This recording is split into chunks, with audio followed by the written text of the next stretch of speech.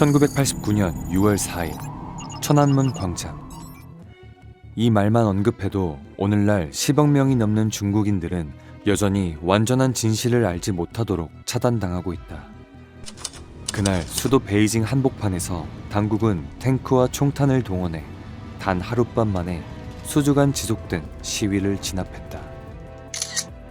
많은 이들이 이 사건에 대해 들어봤고 심지어 상징적인 사진들을 본 적도 있지만 그것이 어디서 시작되었고 어떻게 전개되었으며 어떤 비극으로 끝났는지 제대로 이해하는 사람은 거의 없다. 오늘 우리는 베이징이 역사에서 지우려 애써온 이야기를 들려주고자 한다. 왜 그것이 폭발했는가? 어떻게 전국적인 운동으로 변모했고 중국 당국이 지금까지도 숨기고 싶어하는 잔혹한 결말은 무엇이었는가? 1980년대 후반, 공산주의는 뚜렷한 전환기에 접어들었다. 수십 년간 중심 역할을 짊어져온 소련은 통제를 완화하기 시작했고 동유럽 국가들이 스스로 발전의 길을 선택할 수 있도록 주도적으로 여건을 조성했다. 서방 자본주의 세계가 계속해서 영향력을 확대하는 가운데 중국 내부에서는 대약진 운동과 문화 대혁명 같은 극단적인 정책들의 무거운 유산이 여전히 사회에 깊이 각인되어 있었고 이는 상실과 혼란 그리고 당국에 대한 끈질긴 회의를 남겼다. 국가원 수직함을 맡지 않았음에도 최고 지도자로 여겨지던 덩샤오핑은 경제개혁을 단행하여 시장 요소가 침투하도록 문을 열었고 어느 정도 생활에 대한 통제를 완화했다. 성장률이 개선되기 시작했지만 중국은 여전히 기술, 생활 수준, 사회 발전 면에서 강대국들에 비해 크게 뒤처져 있었다. 계층 간, 지역 간 빈부격차는 점점 더 뚜렷해졌다. 바로 이런 답답한 분위기가 은밀한 불만을 키웠고 결국 1980년대 말에 폭발했다. 특히 기술과 대중매체가 확대되기 시작하면서 중국인들은 외부 세계를 더 명확하게 볼 수 있는 기회를 얻게 되었다. 그들은 서방 국가들의 번영과 민주정신을 목격했고 그러한 비교는 차이를 더욱 부각시켰다. 대학생들에게 이러한 영향은 특히 강력했다. 그들에게 당시의 중국은 정체되고 답답한 사회였으며 부패와 인맥이 출세할 수 있는 유일한 길처럼 보이는 곳이었다. 바로 이러한 불만이 그 이전 몇 년 동안 일찍부터 드러나기 시작했다. 그러나 더 큰 문제가 은밀히 발전하고 있었다. 덩샤오핑의 경제개혁 정책은 성장을 가져왔지만 동시에 위험한 틈새를 만들어냈다. 1983년 당국은 이중가격제를 도입했는데 이는 국영기업이 정부의 계획가격으로 저렴하게 제품을 판매하되 초과 생산량은 2배 이상 높은 시장 가격으로 팔 수 있도록 허용하는 메커니즘이었다. 합리적으로 들리지만 실제로는 부패의 금광이었다. 관료들과 그들의 자녀들은 기업과 결탁하여 계획 가격으로 저렴하게 물건을 사들인 뒤 시장 가격으로 되팔아 막대한 돈을 챙겼다. 사람들은 이 현상을 관료 자제들이라고 불렀는데 권력자 집안의 자녀들은 재능이나 노력 없이도 단지 인맥만으로 순식간에 부자가 될 수 있었다. 더 나쁜 것은 인플레이션이 급격히 치솟기 시작했다는 점이다. 1988년에 이르러 인플레이션율은 18%에 달했고 물가가 매일 급등했다. 고정급여를 받는 국영기업 노동자들은 소득이 심각하게 잠식되는 것을 목격했다. 그들은 충분한 식량을 살 수 없었고 가족을 돌볼 수 없었다. 반면 권력과 연줄이 있는 자들은 점점 더 부유해졌다. 불공정은 너무나 명백하고 너무나 쉽게 알아차릴 수 있었다. 사람들은 질문하기 시작했다. 왜 우리는 소수만 부유하게 만드는 이런 사회주의를 받아들여야 하는가? 왜 진정한 노동자들은 가난하고 부패한 자들은 보호받는가? 대학생들과 지식인들이 가장 명확하게 보았다. 그들은 민주주의, 언론의 자유, 서방의 가치관에 대해 배웠다. 당시 중국에서 가장 유명한 과학자 중 한 명인 물리학자 팡리즈는 강연에서 민주주의는 위에서 내려주는 것이 아니라 국민이 스스로 쟁취해야 하는 것이라고 공개적으로 선언했다. 그 말은 도화선에 불을 붙이는 불꽃과 같았다. 학생 동아리들이 곳곳에서 생겨났고 그들은 정치와 국가의 미래에 대해 토론했다. 그리고 1986년 12월 그 불꽃은 대규모 시위로 타올랐다. 허페이, 상하이, 베이징의 수만 명의 학생들이 거리로 나와 언론의 자유, 민주화, 부패 종식을 요구했다. 문화 대혁명 이후 처음으로 강력한 저항의 물결이 다시 나타났다.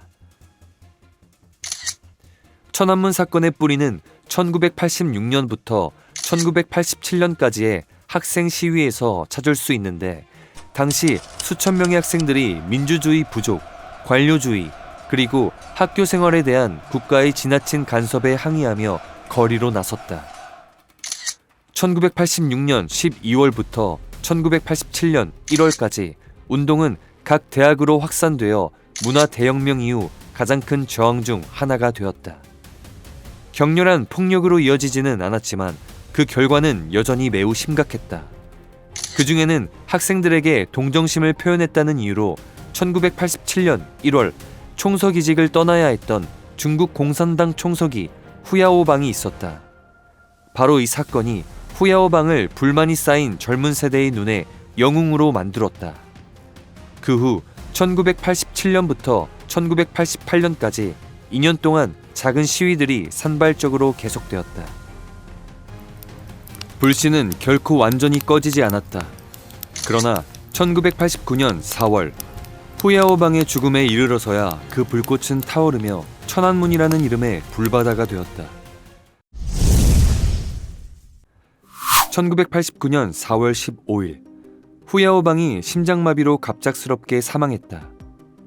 이미 권력에서 밀려났음에도 불구하고 그는 여전히 큰 명망을 지닌 인물로 여겨졌으며 특히 학생들의 눈에 그러했다.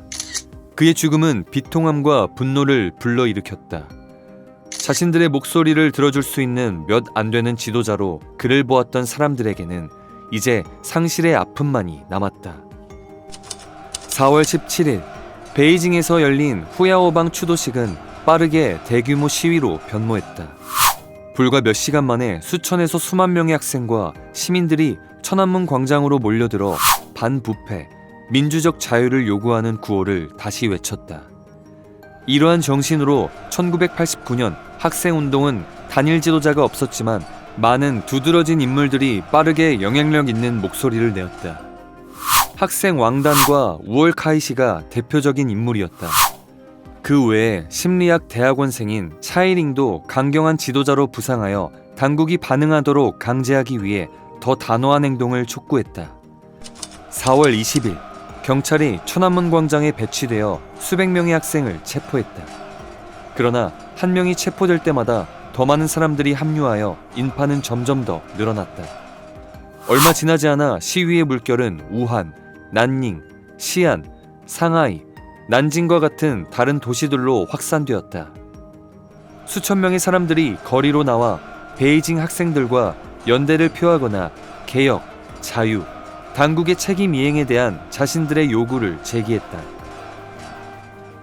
4월 22일 베이징에서 열린 후야오방의 장례식은 또 다른 중요한 이정표가 되었다. 최소 10만 명이 광장에 모였고 대화를, 우리는 대화를 요구한다 라는 외침이 일제히 울려 퍼졌다. 이러한 물결에 직면하여 당국은 즉시 검열을 강화했다. 그러나 이 정도 규모로 폭발한 운동은 억제할 수 없었다. 불과 3일 만에 4월 23일부터 25일까지 당국은 더 강경한 어조로 전환하여 이 운동을 폭동으로 규정했다.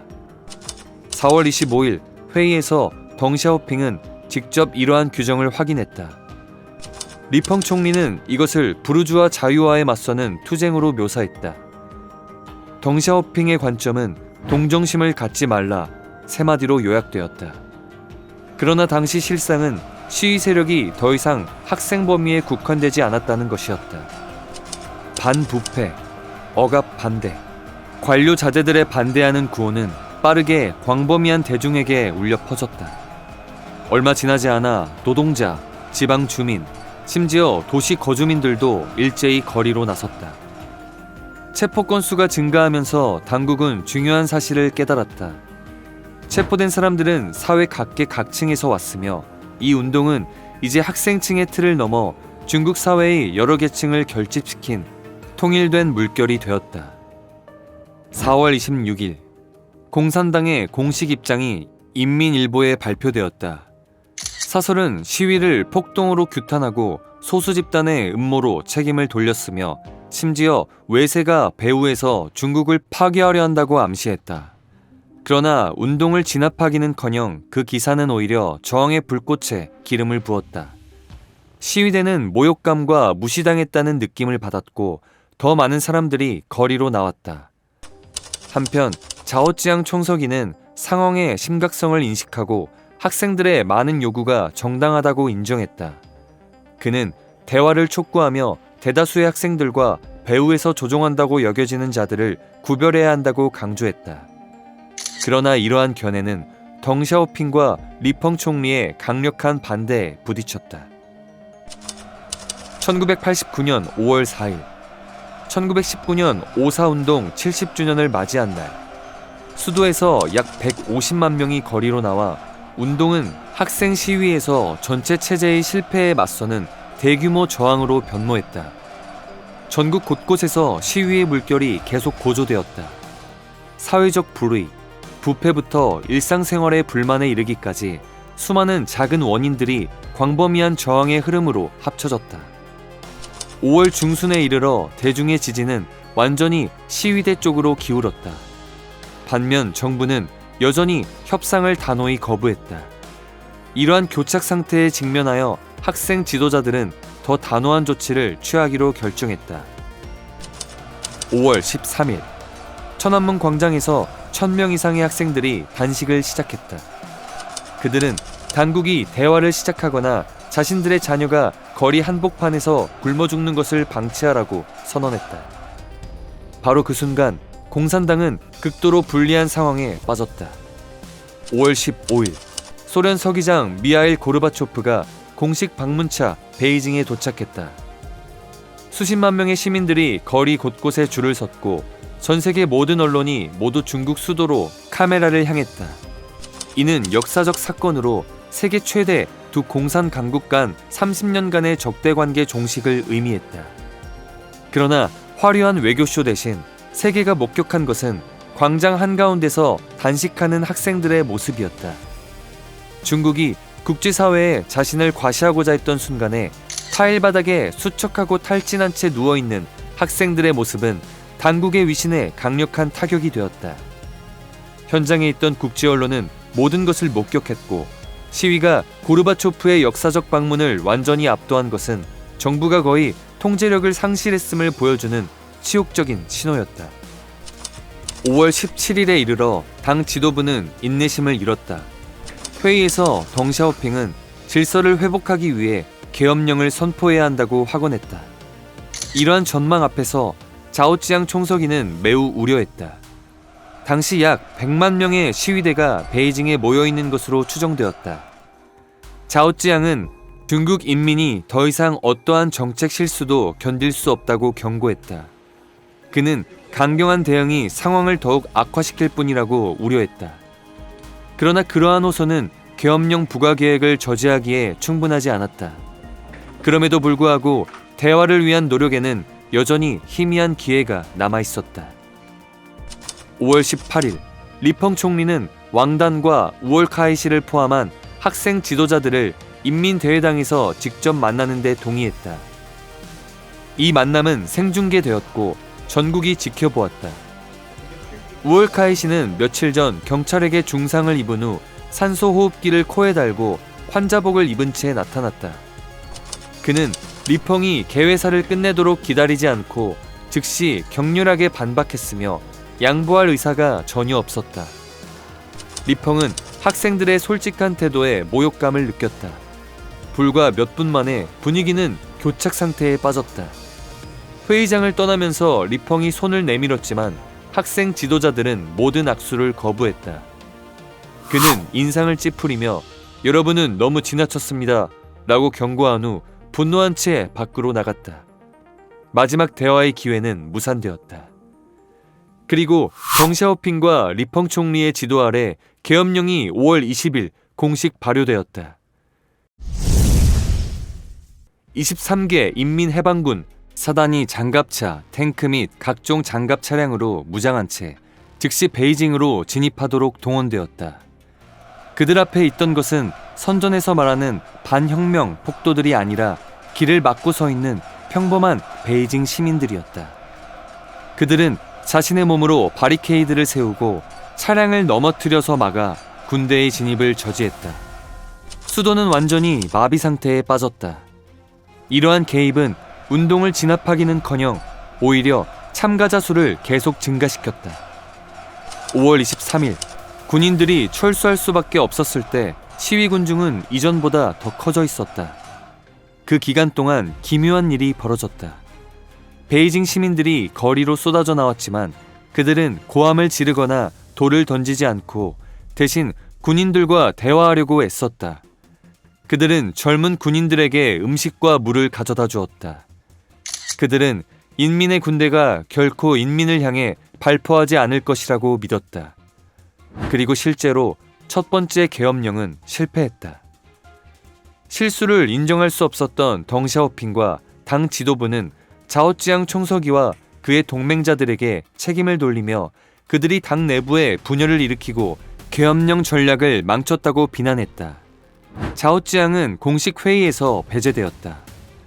5월 25일 그는 공식적으로 해임되었고 시위운동을 방조하기 위해 반당 음모에 가담했다는 혐의를 받았다.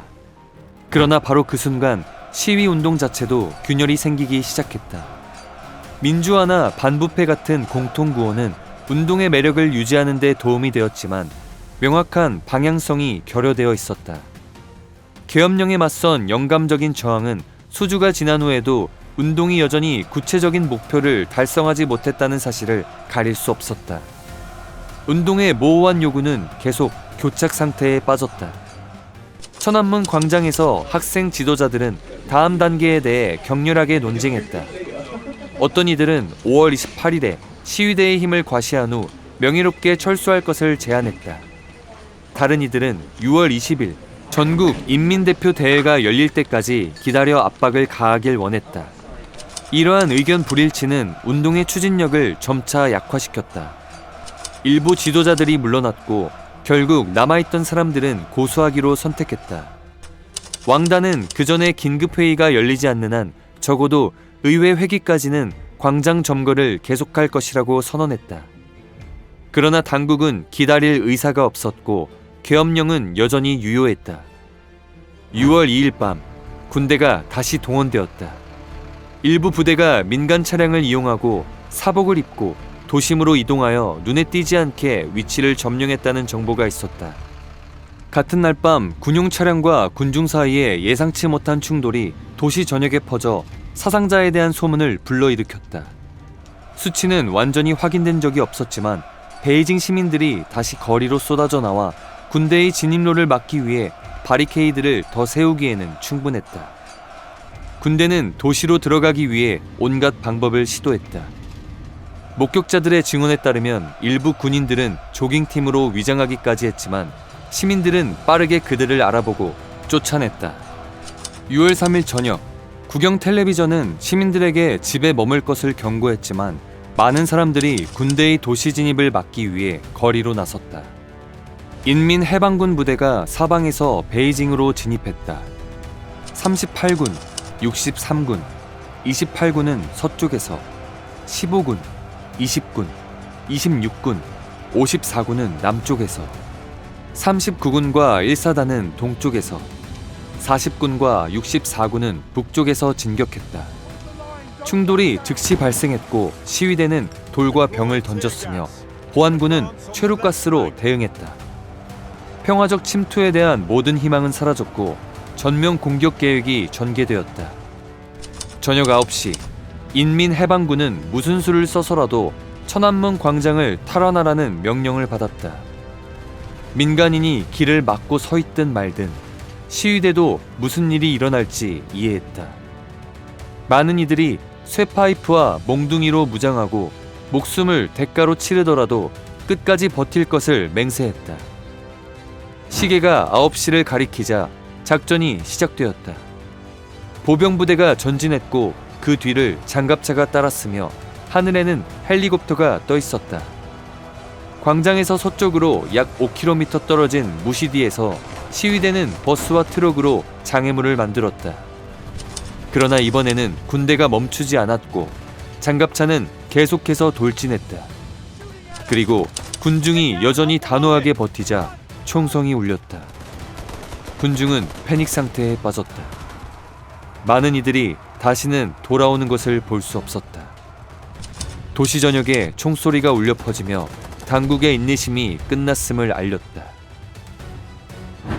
정확히 10시, 군대는 천안문 광장의 중심부에 도착했다.